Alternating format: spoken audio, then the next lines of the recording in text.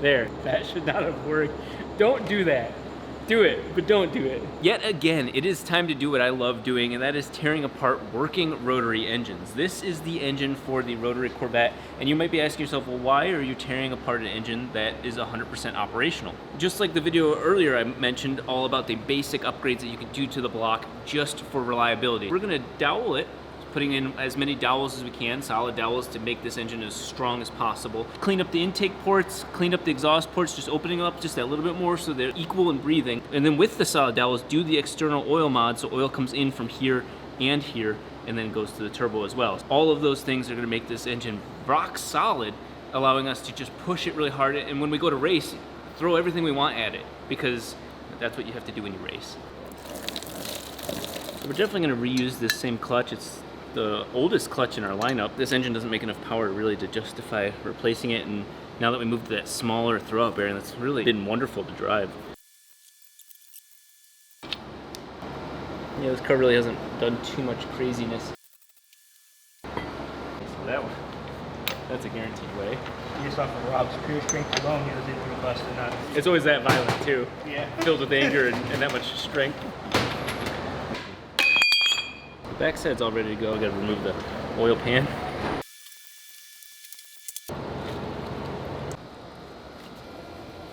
Nothing crazy. Look at that, this is still wet. That's just sort of gasket stuff needs air to dry. Gently pop this off. It's actually a little bit harder because the front bearing is right there. And I think that's one of the reasons that this engine works so well without being balanced at all. There we go. Finally.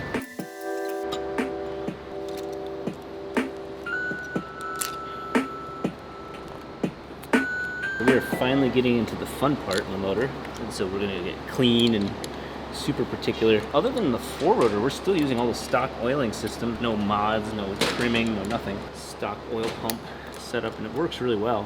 I'd be curious to see how it works on a 4-rotor, but not mine. Mine's too high flowing.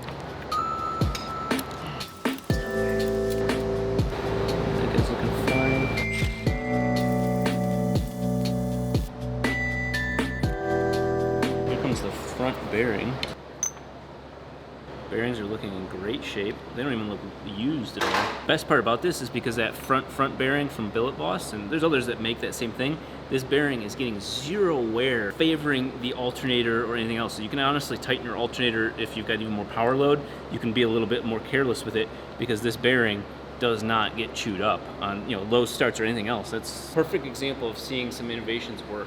Between CNC work, building engines, and tuning them, as well as trying to get an IndyCar to run, I have a lot of things on my mind. But you know what I don't have to think about? Thanks to SimpliSafe, I don't have to worry about the things that matter most to me. It is comprehensive. It has all the different type of sensors that I am concerned about. With their monitoring service, you don't even have to worry about monitoring it yourself. It is extremely simple for how complex of a system it truly is. It is wonderful having both this here and this wherever else I'm at. There's Joel's Honda sitting up there. Unfortunately, you can see me disarming the system from this keypad right here. You see a little cat walking along. Not only do I have cameras and glass break sensors, I also have smoke alarms, which is necessary here. Water level in case that there's a flood, freezing, as well as front door cameras and all the other things that you can do from your phone. The best part about the system is it is customizable. When you go to SimpliSafe, you can choose what you want for your setup. That is one of the greatest parts for me. Take 20% off of your order, and your first month is free when you sign up for interactive monitoring if you go to simplisafe.com/RobDahm. That is simplisafe.com/RobDahm. So this would be the only part that I'm actually worried about for this block, because mismatched, misweighted rotors, everything. This is, the rear bearing's really the only one that's now left to fight that. But let's see if it's got any weird wear. It really shouldn't have weird wear, because if counterweight's wrong, which it is, it's not the counterweight for this engine, then the whole thing would be getting extra wear. Looking almost perfect. That bearing doesn't give a shit. Thanks to Valvoline and luck, I guess. Mostly Valvoline. And this motor's been through some serious abuse. Not racing hardcore, but all that anti-lag and beating the shell car, the dynos, making this thing's made 570 or so. Here is the moment where we can't turn back, where we're gonna have to actually order parts because coolant seals swell. We are going to begin the disassembly of these short blocks. It really doesn't matter. I'm sorry, it doesn't. Especially if you've got race engine. I I saw the motor begin to expand. I always think of nuclear rods, because if you look at how nuclear reactors work, they have rods of uranium. Yeah, yeah. That's what you get for having a dad that was a nuclear Show me the engineer. Yeah, exactly. Yeah. You first meet my dad and he's already showing you uranium pellets. We are actually going to use a lot of these again, because I used some of Elliot's studs on the 3 rotor, so we can't stud this entire motor. We use a couple of his studs and then make our own dowel bolts. You guys ready for this? Now again, this is a fully operational motor, bone stock short of, I think, aftermarket apex seals as a test. I think I have aftermarket coolant seals on here, which would be another great test. Looking good. This is an aftermarket coolant seal, and so is this one. So we actually, this might be my very first test at seeing if we can reuse them. Do not pull them extreme or anything like that. No crazy wear. We are gonna definitely protect and preserve all of these parts. There's only 2 rotors, so it's actually infinitely easier to keep track of. The rear rotor is looking tasty. I was wondering where that one went. Oh, you see my buddy Dave, he'll use the coolant seals to wrap around this. Well, sadly we can't do that because the coolant seals are good. These are wearing in nicely. We'll look at the rotor housings next. Like I said, these are aftermarket seals. We'll continue running them and then see how they treat us. You can see we really haven't even worn the stock parts in. They're not fully seated because this is a motor where you've done just a decent amount of wear in, but not a lot. We are definitely replacing the dowels, upgrading those for sure. Same thing on the, this almost looks like a 12A or a different motor. We're at the coolant seal on that side. What I want to do is do a real quick look at the rotor housing, how it's wearing in. This was brand new, and she's wearing in decently. I don't see anything, it really hasn't even worn into its own. E-shaft looks fine. All the bearings, of course, look fine. Now let's take a look at the rotor bearing.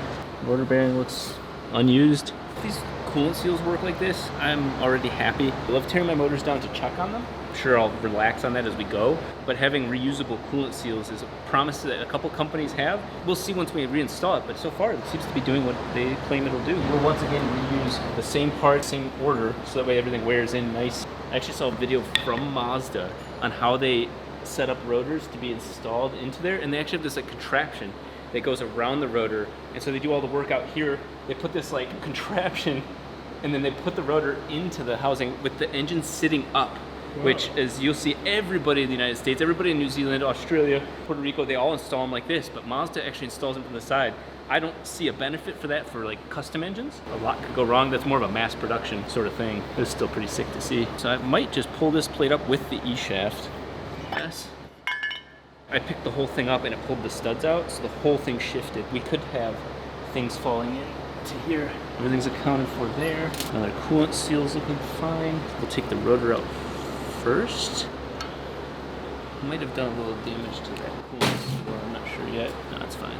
Interesting. What the hell happened here? What did I do? This is like the first motor I reassembled. Okay, it went all the way up to here too. Maybe I wasn't thinking and used silicone instead of Vaseline. Because normally on the 4-rotor and whatnot, I'll use dots of it. That's rough. Oh, it like melted itself. I don't think that's silicone. I think that's the gasket itself because it's gone there. Wild. Because look at it, it's consistent all the way around it. Really weird. I didn't silicone any of that. I would have no reason to put it all the way around. That would have eventually failed. Something ate that gasket. Good thing we tore it down. That would have been a very random coolant seal failure. Well, the engine's now disassembled. We're gonna start cleaning it up. We'll spare you the details on that, and then we'll meet you back over by the CNC machine, and we're gonna start cutting. So you know when my hair looks wild like this, you know I'm doing something crazy, and I'm about to show you that. We skipped a lot of steps just to get right to the good part. This is the beginning of my billet engine making. We made this plate, by we honestly being me. Spent quite a few hours making this. It is flat to the table. It makes it so easy to machine existing housings and iron. Let me show you. So we cut a couple of these down. That's a little dowel from a rotary engine. And then we're gonna go ahead and just put this housing on those. That is already solid. And of course you can see I'm testing my billet engine building by the distances here are virtually identical. The same with the feet over here. It's the same height there. So I know that I'm getting close with those numbers. So imagine if this was this, I would already have some of the measurements guaranteed. That said, here's my favorite cool part. If you guys watch my Instagram stories, you've already seen some of this. But if you wanted to, you could put this right in there. And I have a secret nut hidden inside of here that allows you to screw down and hold that by the dowel. But I went a step further and said, you know what?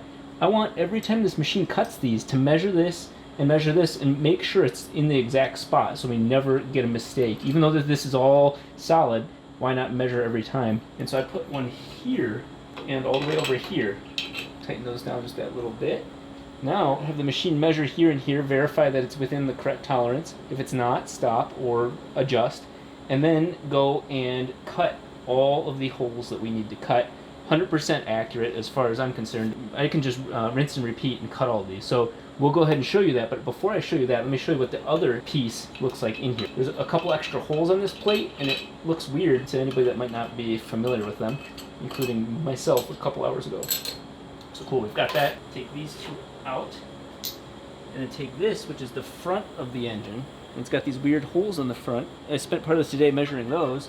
And this one also lines up exactly with this and this. And it has different holes, but it now can be measured, and then all these can be machined.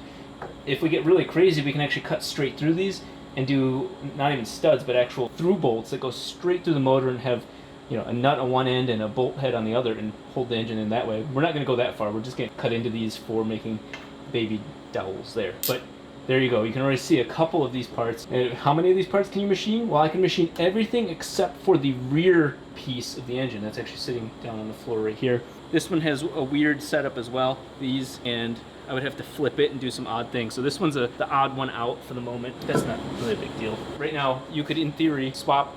I could have somebody here just pressing buttons, go, and I have everything else ready to just keep machining these. What we're gonna do first is our doweling, which is making the motor much stronger. We're gonna do 5 of those. And then I also want to experiment with CNC porting. At the very least, porting the shape as the rotor goes past it. I'll show you guys footage of me doing that on the computer. It's really wild stuff. So this actually has a shape reason, not just, oh, hey, I saw it on the internet that it's this. No, it's timed. My ports are actually mechanically timed and be cut consistently, so the engine gets the same amount of air at all times. This is only a 3-axis machine, which means up, down, left, right, front, back. So I can't turn the machine like this and go in here, but I can at least start going down and then by hand clean up those edges. That's another reason for this plate, is bolt these two together, stand it up on this back side, up. I can port my exhaust ports on the housings and my intake ports right there. We are going to test the first time this fixture has been used. Code is loaded. There's nothing done. It's like a magician. I'll show you again. I'll open the doors. There is nothing that has been doweled yet. We just have the GoPro going just to see if it screws up. We shall see.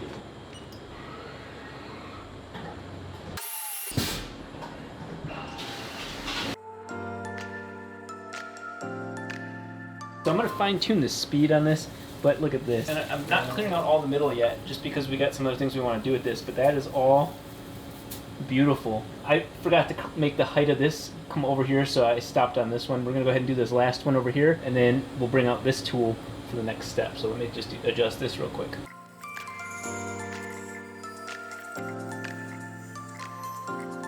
I wanted to make sure we captured this moment. This is so fit tight that it's still pooling there, even though there's nothing holding it down. That's bigger than my little kiddie pool at home. We got these two. Oh, there she is. Oh. Yeah. These were just holding that in. Hey, show them how big those are, though. Those aren't regular size, right? Those No, I was just showing Isaiah this. On stock Mazda ones, they actually cut them. They grind them down a little bit, a couple thousandths here to here, here to here. I actually cut those off and got what was left of it. And that way I'd have pure 16mm dowels that held it in perfectly. So if this part's on, it can move in my jig a little bit. There we are. I'm gonna go ahead and swap housings and see if we can just press go. Here is the other one, unmolested. That's brand new. Basically. Can you try to move it around? I want to show them how solid it is. That's me. You can see it's still sitting on top. As soon as these just start holding it flat, it's over. I'm really pleased with how this whole setup's working. I don't even tighten these too hard because I don't want to deform the aluminum. Oh, round 2.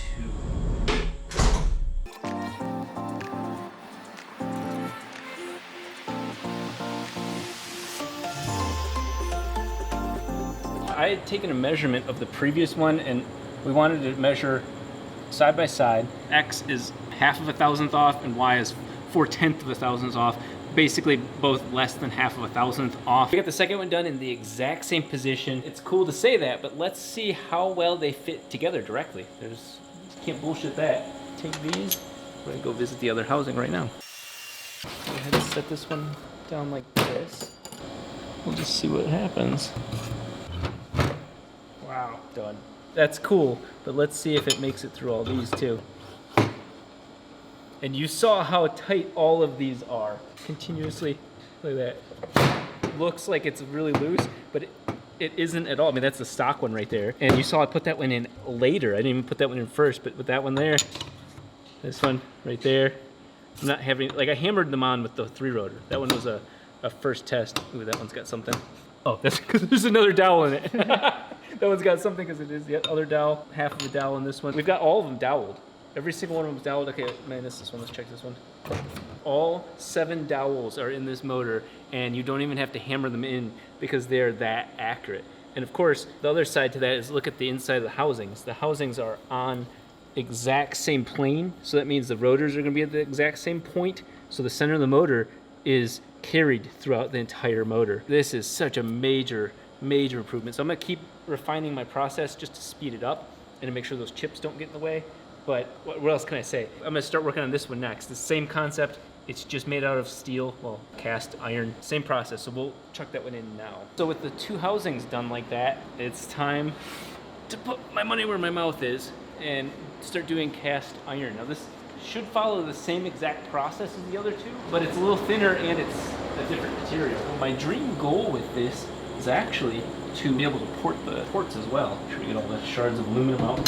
Those will affect the height of everything. Place this guy on here as well, inside of here. Perfect. This one might be a little too long. We'll have to get, nope, that's perfect too. Completely solid there, flat there. Now these, I bought shorter ones for this exact scenario. Oh man, I'm gonna have to cut them down on the bottom side a little bit, but look at that, even without those in there. So I'm gonna cut these down a little bit and we'll be right back. All I've done is I've measured the height of this because it's shrunk now, 50 millimeters instead of 80 millimeters. That's the only changes I've made to the code or anything. So we're just gonna go ahead and run it. I take that back. I did one more thing, is that cast iron, you have to go much slower. Most steels in general, you go slower just because the heat builds up and holds it, where aluminum disperses the heat. This, not so much. But enough talking, let's do this.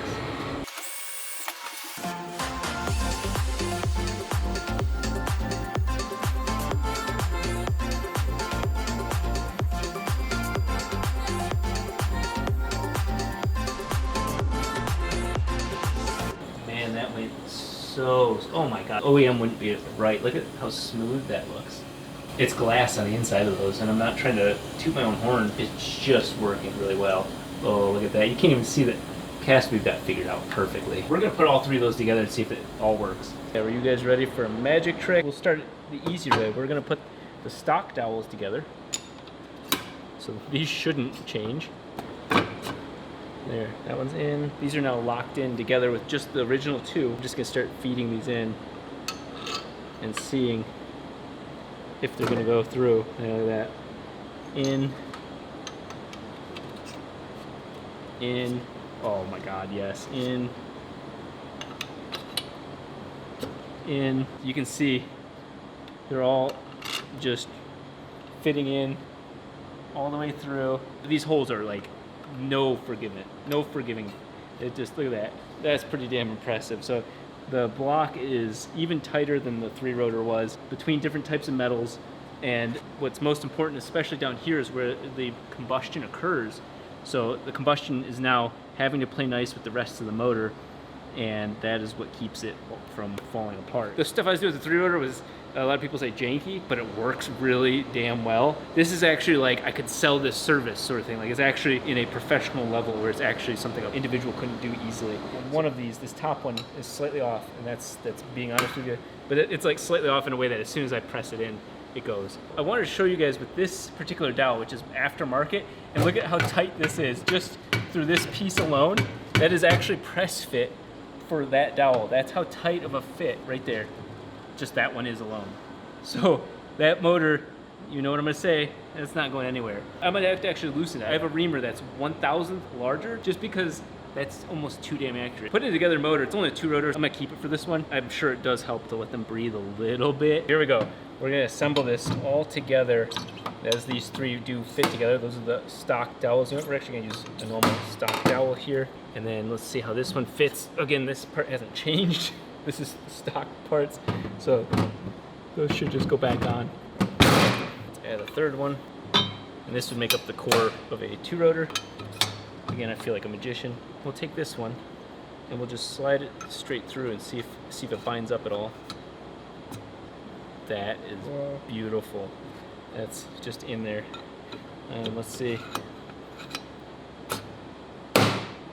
That is, oh my God. That, you guys see how tight that is, but yet, well, I can do it mostly by hand, but that one's solid 16 mils too. That's an aftermarket one, so there's no taper, there's no Mazda mess up on there. That is straight up as solid as you can get it. So look at that. That block is not going to be shifting anything like that. And with those being studded dowels, this isn't going to go like that either. So we really have the core of this motor just done properly. I am about to lose my shit because this is by far one of the craziest things I've ever done. I shouldn't be doing this. I'm not qualified to do this. There's so many levels of what was involved to get to this moment, and I want to capture the raw anticipation and nervousness before I do it, because knowing me, you know that I'm going to just do test shit on production pieces, and I am going to do something that takes a lot of setup, a lot of complex thought to do. I am going to port my exhaust housing. I skipped a couple steps if you watched my Instagram stories, that I made that fixture plate to do all that porting. I turned it on its side, I braced it, and now it is capable of doing intake and exhaust porting. Simply the goal here is to port the exhaust to make it flow. It's basically just stock plus. I'm not even sleep deprived. I am just this amped for what I'm about to do because it's validating a lot at once. So I have a tool that will go in there. There's the tool, a nice little deburring type tool. So it's not really an end mill, but I'm gonna test it with this really shallowly, and then it's gonna go in there and simply scoop around. I have it science-based, not just, roughly where it should be. I have it where it needs to be, diving deep into that housing. Let's see if that works. This is terrifying. The piece is shaped like this, and the tip is not big enough. That's my problem. And it's the biggest tip I have too, and so it's on an angle where it's gonna hit up here. You're supposed to pull the exhaust sleeves, but I'm using them to see if it makes sense. Sadly, on the sides, they do this. We're gonna ignore the sides for a second. We're just gonna CNC port the bottom. We got 20 thousandths, meaning like a little fraction if I mess up or something like that, but we're just gonna go along the whole bottom piece and see how it turns out. And I wanted you guys to see it real time. This is a huge deal. If I can port this, I'm gonna be able to swap the other housing in and port it, and then we have exact timing every time. I'm not gonna have coolant running right away, so we can all see this. Here we go. So we should hear it start somewhere. It's gonna hook in and go along the whole bottom. Right now, it is going along the bottom at 0.00005 thousandths. So that is spinning fast and taking next to nothing off. Should cause like vibrations, but it's a deburring tool, so its whole life is vibration.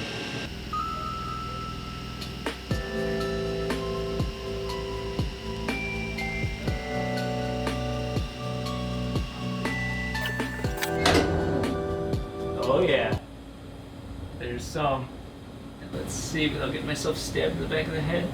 Sure enough, it took off the edge right there. Oh my God. That is so epic.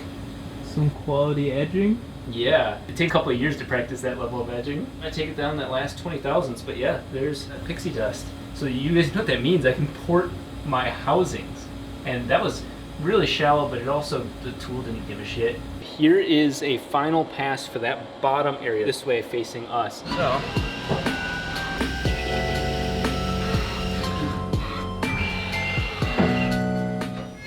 this is really pushing the limit of this machine. It's so smooth right there.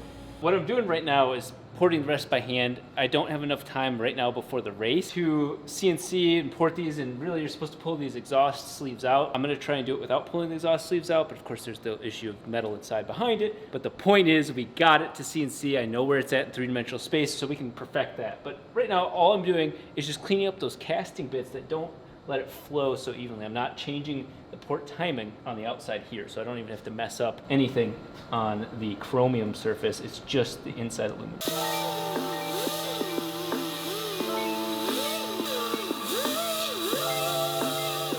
But just for full disclosure, if you guys see the rotary vet out, this is OEM++. So you can see from this side and from this side, I've not changed this bevel. I've not changed the actual timing of the port. I've just simply cleaned up the flow. This is the goal with the CNC machine, is that I can start with stage one, but really it's just like what OEM should have done. Just clean, no turbulence, whatnot. especially when that's such a critical area. So that's the initial version, but I want you to see from back here too before I hit it with the sanding. That was all with that deburring wheel. Now we'll go and sand it and just clean it up, make sure there's nothing else sticking out that could cause apex seal or whatever to stick, and then these are done. With all of those parts ported, cleaned up, deburred, made beautiful, it is time to take this pile of shit and turn it into a assembled engine. We have these all cleaned up. The boarding is OEM plus, just opening it up the way it was meant to be. I've deburred everything. All the dots and crap that come from doing these sort of holes, they push through, and there's always gonna be edges of material. Went and took a stone, cleaned all that up. We had these custom made, and they are a first off of our attempt, and they have some issues.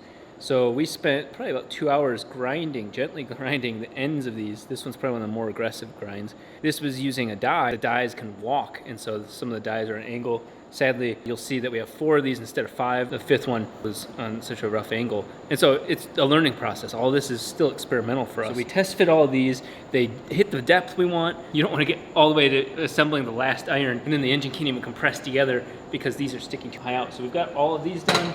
Checked everything. So it's all cleaned up, ready to go. We're gonna go ahead and kind of speed through this. We're gonna have one hell of a 650 to 700 horsepower engine in a couple minutes.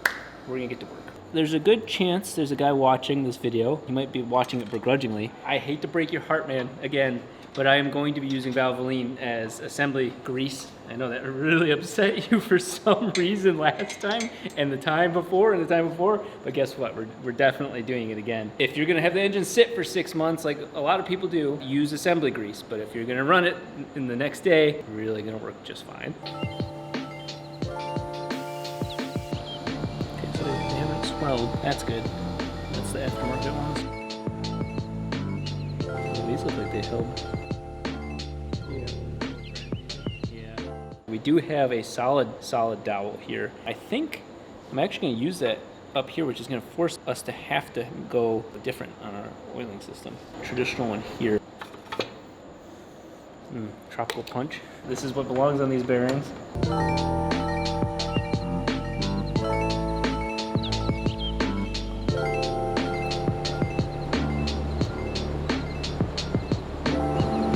We'll give her a nice handy J. Let's see if I regret this. This is a horrible way of doing it, and I think it might work. Yeah. No way that's working. That is like the dumbest way to build a two-wheeler. There. That should not have worked. Don't do that. Do it, but don't do it. Like, do it and be like, shit, Rob did say don't do it. Like, that was because I wanted to use these tall dowels.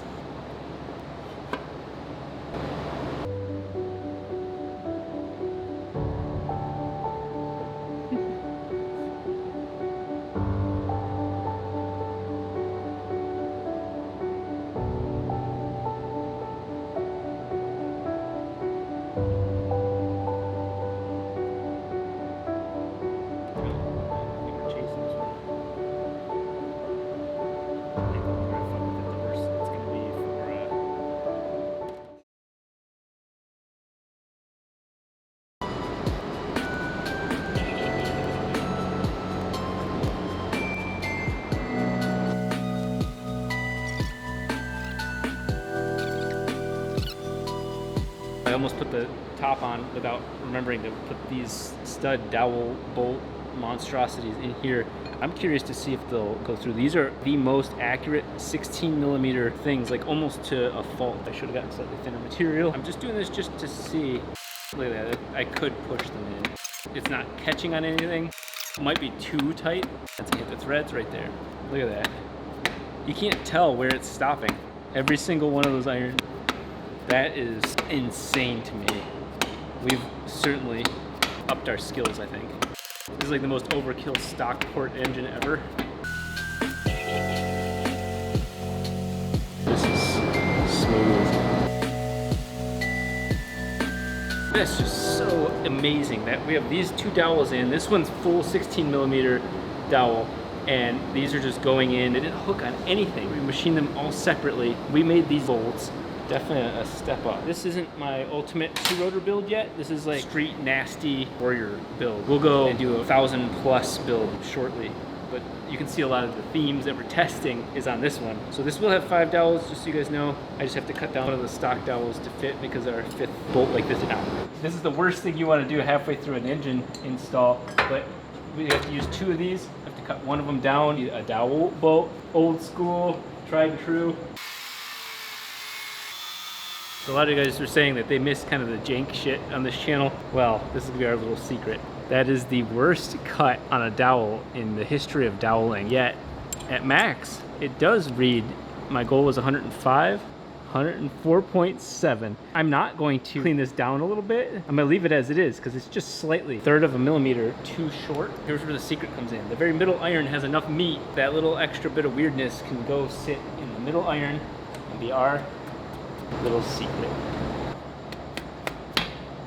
And there you go. You would never know. Look at it, it looks the same height. 0.3 millimeters. We have a keg ready to be untapped. Really the hardest part, all of those tips, all 1, 2, 3, 4, 5, 6, 7. We have 7 dowels that can mess us up and some oversized coolant rings. Oh my God, that just fell onto all 7 of those. No joke. All 7 are popped on. You see how tight of a fit they are. They all went in just like that. The rest of these, I kind of split them up a little bit. The one dowel right here is definitely gonna get one of these. We'll take turbone stud kit and just favor the bottom side between the exhaust and the combustion here, because these are stronger. And then I don't have enough because I used a lot of them for the 3-rotor. So we will be using 2 or 3 of the traditional ones. Another reason is that our bolts are experimental, so I want these with stronger clamping force near them.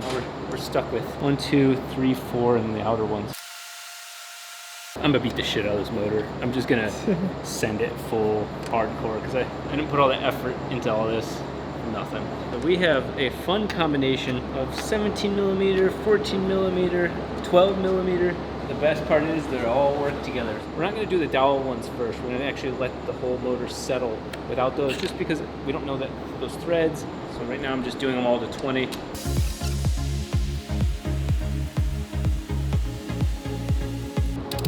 It's always fun to go back to one after you just used it to tighten it and it's super loose.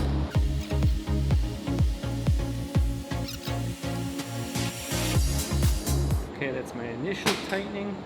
We'll switch over to the stock bolts.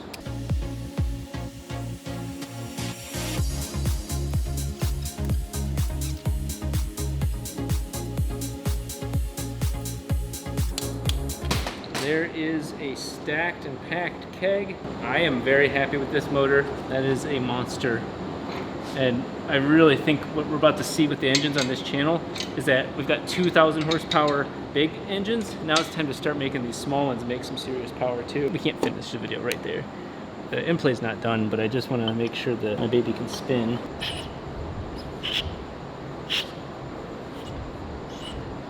That sounds good. Some of you aren't ready for the video to end yet. Just hang out with me and watch this if you want to see the last little bit of the engine. This is all the slipping and sliding stuff. It's kind of fun. Kind of like the way I play most racing games. You're basically off of each of the guardrails. That's what these are. So this goes around that, hit there.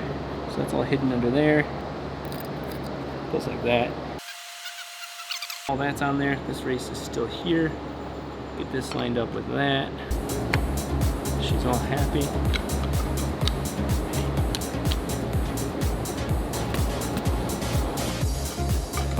I think this engine, being so unbalanced, works because of Billet Boss's front cover. You know there's a torque spec for this front one. Mine, honestly, honest to God, is, well, whatever the torque wrench will do. There we go. Same thing with the rear torque value on this. It's yes. It was turning over the engine. It was like, what? Sail hating. Well, this is the. You better get ready to watch. The video is almost over, guys. I'm like, we're talking 10 seconds, and it's